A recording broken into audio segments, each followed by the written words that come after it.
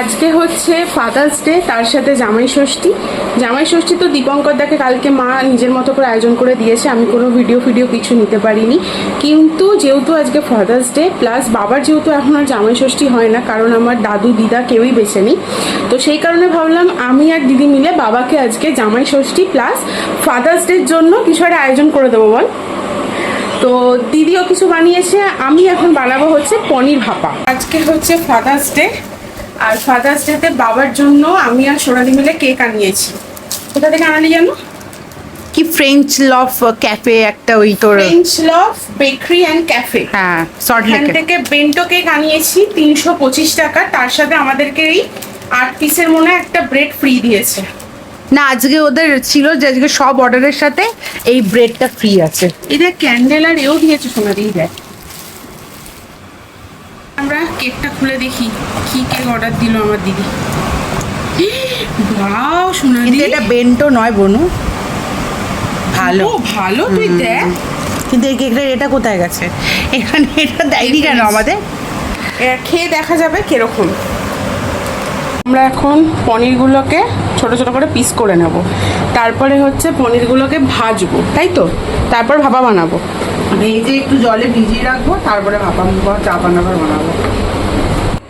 আমার তো এখনই মনে হচ্ছে কাঁচা খেয়ে নি।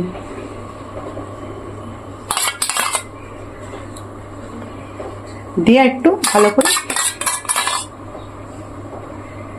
চিজ থাকলে আরো ভালো লাগতো, বল শোনা। না, একদম ভালো লাগতো না। দে লঙ্কাগুলো ওই কর। এই মেয়েটা এইভাবে লঙ্কা দেয় কিভাবে? এইভাবে উল্টে দেবো? স্বাভাবিক ব্যাপার না, ডিজাইন করছিস। ঝাল হবে শোনা দেখো। এই দেখ, ওরা এইদিকে ওরা ওইদিকে। এই লঙ্কাগুলো হচ্ছে তাদের সিম্বল যারা আমাদের পেছনে কাঠি করে।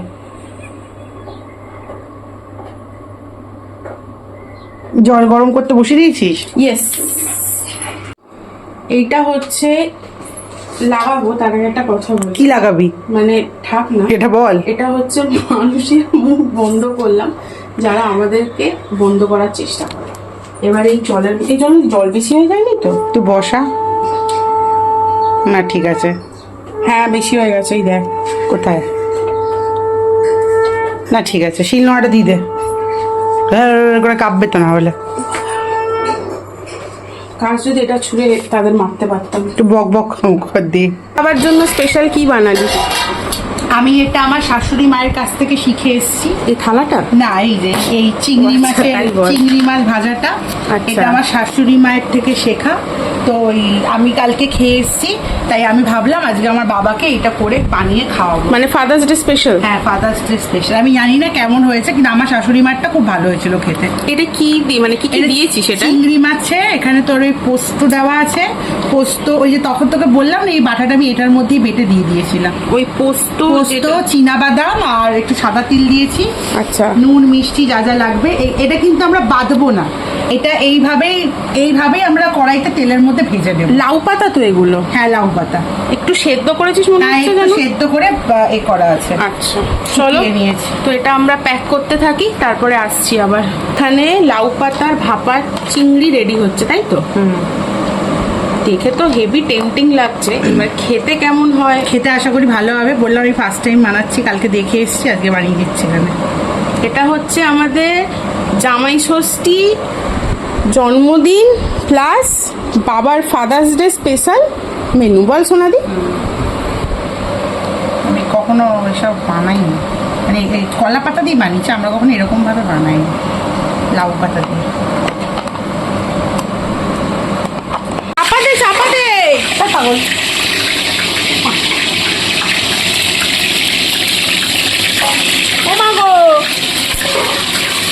আর এদিকে হচ্ছে আমার পনির ভাপা।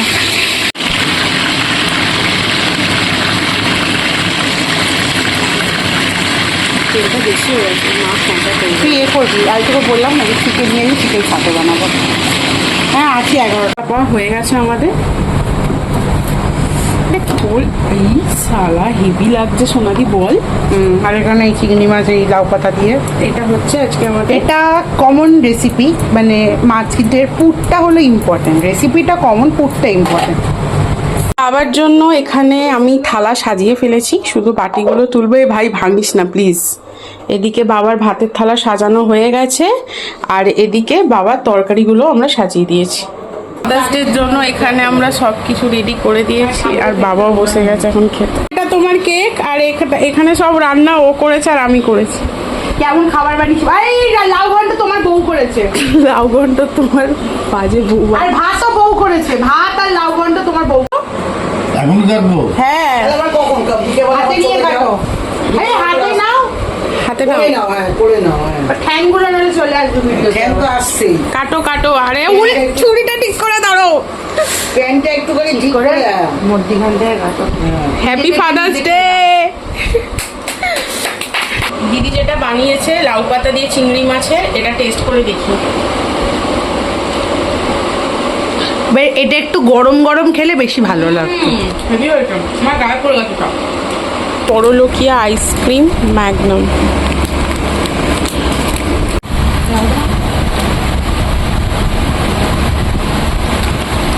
ভাইকে দিয়েছি।